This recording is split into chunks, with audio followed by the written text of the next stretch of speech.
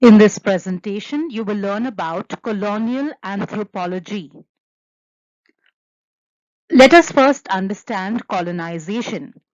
The Oxford Dictionary defines colonization as the act of taking control of an area or a country that is not your own, especially using force, and sending people from your own country to live there. Colonization can be said where people from specific races started to travel to other countries. Thereafter, they started ruling the other civilizations. They exploited the natural resources, humans too. This started around the 15th century, whereby people from Europe, Britain, Portugal started controlling the native inhabitants of Asia and Africa. Literature produced. Colonizers had deep interest in the countries in which they colonized.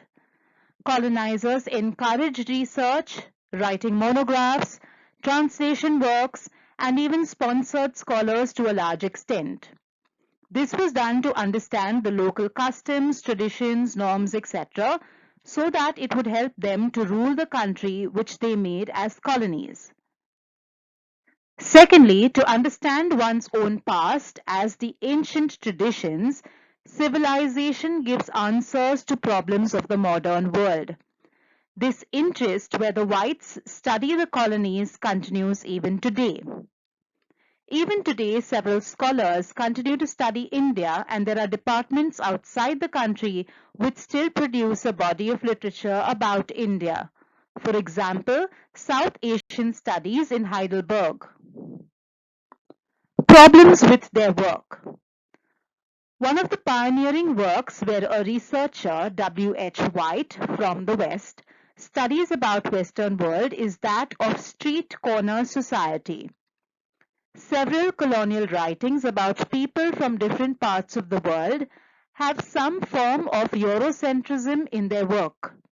The proximity between those who are researched and researcher is always seen in the work. In a way, it was studying the other.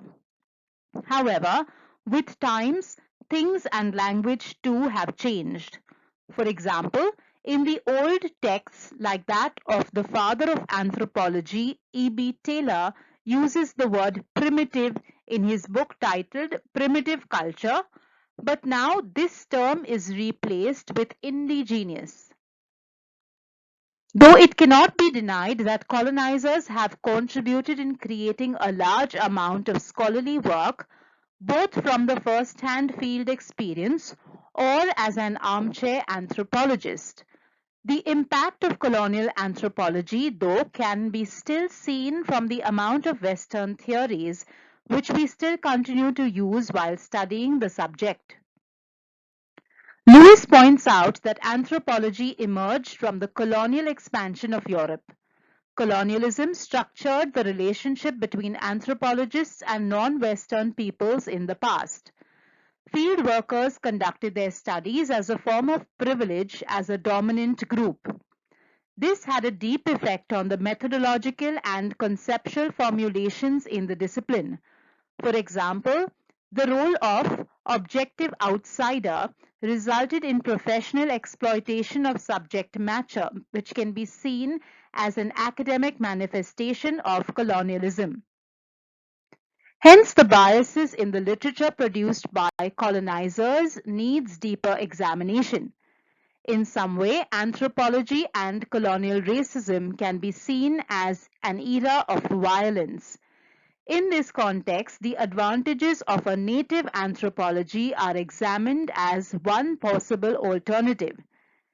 Natives should be encouraged, trained to conduct research.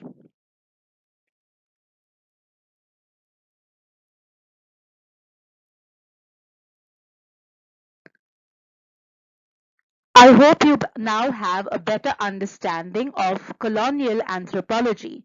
Thank you for watching the presentation. Do like, subscribe, share, and leave your comments about this presentation or any other topics you would like to learn more about.